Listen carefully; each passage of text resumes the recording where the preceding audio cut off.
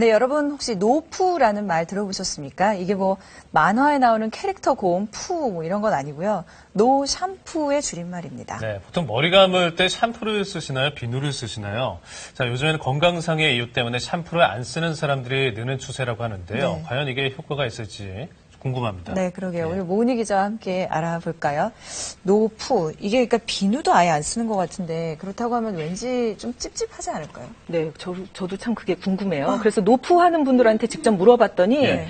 뭐 확실히 뭐 탈모가 줄어들었다, 모발이 좀 굵어졌다 이런 예찬론자도 있었고요. 예. 반면에 머리가 너무 기름지다, 이거 가려워서 긁다가 포기했다 이런 반응도 있더라고요. 아마도 사람들 두피 상태에 따라서 차이가 나는 것 같은데 이게 의학적으로는 괜찮은 건지 잠시 뒤에 확인해 보겠습니다. 그리고 이런 노푸 열풍에서도 보듯이 요새 두피 건강에 신경 많이들 쓰시는데요. 요즘 같은 때는 그 미세먼지가 이 모공을 막지 않도록 외출할 때 모자를 쓰는 게 좋다고 하네요. 건강한 머릿결을 위해 함께 보실까요? 누구나 꿈꾸는 윤기 나는 모발과 풍성한 머리숱. 그런데 샴푸 없이 머리를 감는 노푸가 두피에 좋다는 입소문을 타고 인기를 끌고 있습니다.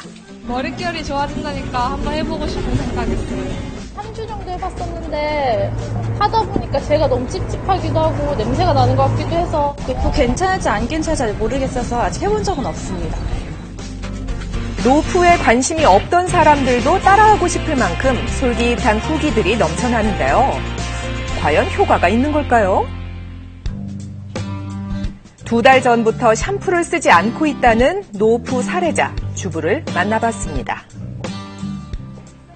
원래 머리숱이 좀 많이 없고 일반 샴푸를 썼을 때 머리가 가렵거나 붉은기는 항상 있었어요. 그래서 노프를 시작하게 됐어요.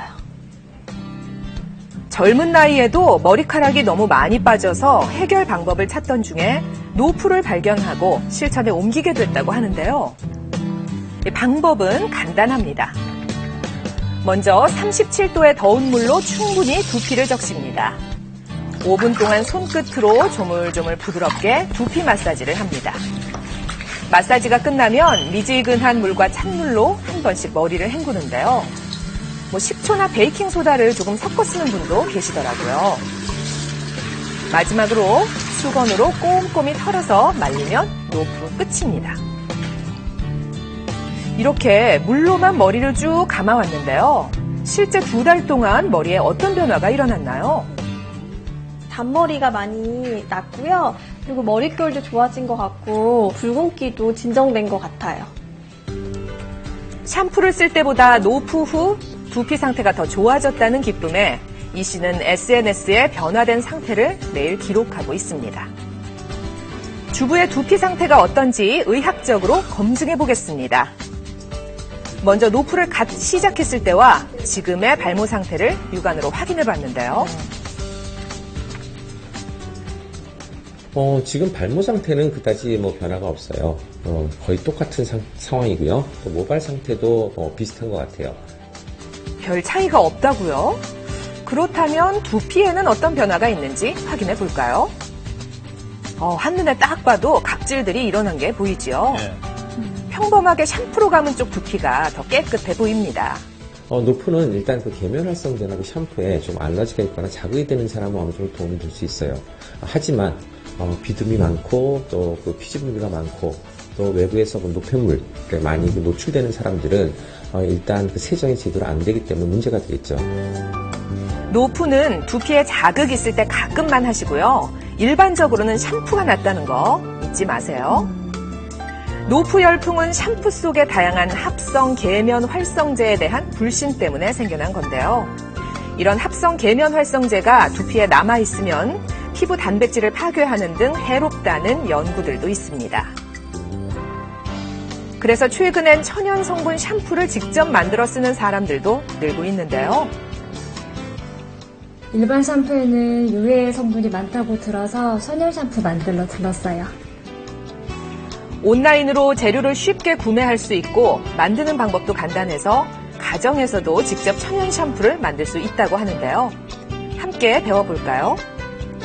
먼저 두피를 튼튼하게 해주는 로즈메리를 준비합니다. 따뜻한 물에 10분 정도 로즈메리를 우린 후 EM 발효액에 넣습니다. 샴푸를 끈적하게 만드는 점증제를 넣고요. 이게 잘 녹도록 5분 동안 데우면서 저어줍니다. 계면 활성제를 빼놓을 수는 없는데요. 어떤 특징이 있나요? 천연유래 계면 활성제 중에서 에리에스, 코코베타인, 그다음에 올리브 계면 활성제를 사용하고 있어요. 천연유래 계면 활성제이다 보니까 어느 정도의 거품도 있고 세정력도 있지만 두피에 자극이 훨씬 적죠. 이렇게 3가지의 천연 유래 계면 활성제를 첨가한 후 푸석한 모발을 부드럽게 해줄 실크 아미노산도 넣습니다. 5분 정도 저어서 식히면 천연 샴푸가 완성됩니다. 이미 탈모가 진행 중이라면 고3 같은 각종 한약재를 사용하면 좋은데요. 로즈메리 대신에 한약재 우린 물을 준비하고요. 앞서 한 것과 똑같은 방법으로 만들면 됩니다. 정제수로 만든 샴푸의 경우에는 별도의 보존제 없이 6개월간은 쓰실 수 있어요. 그렇지만 한약재 우린물로 만드실 경우에는 보존제를 꼭 첨가해 주시는 게 좋아요. 한약재는 유통기한이 짧기 때문에 조금씩만 만들어 쓰는 게 좋습니다. 10분 정도 식힌 후 물기가 없는 통에 담으면 안심하고 사용할 수 있는 천연 한방 샴푸가 완성됩니다.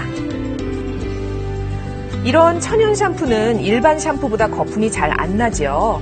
그래서 샴푸를 한 번에 많이 짜서 쓰지 말고 두피에 조금씩 나눠서 짜서 사용하는 것이 효과적입니다. 좋은 팁이네요. 두피 건강을 위해서는 머리를 감을 때 무엇보다 철저히 헹구는 것이 가장 중요하고요.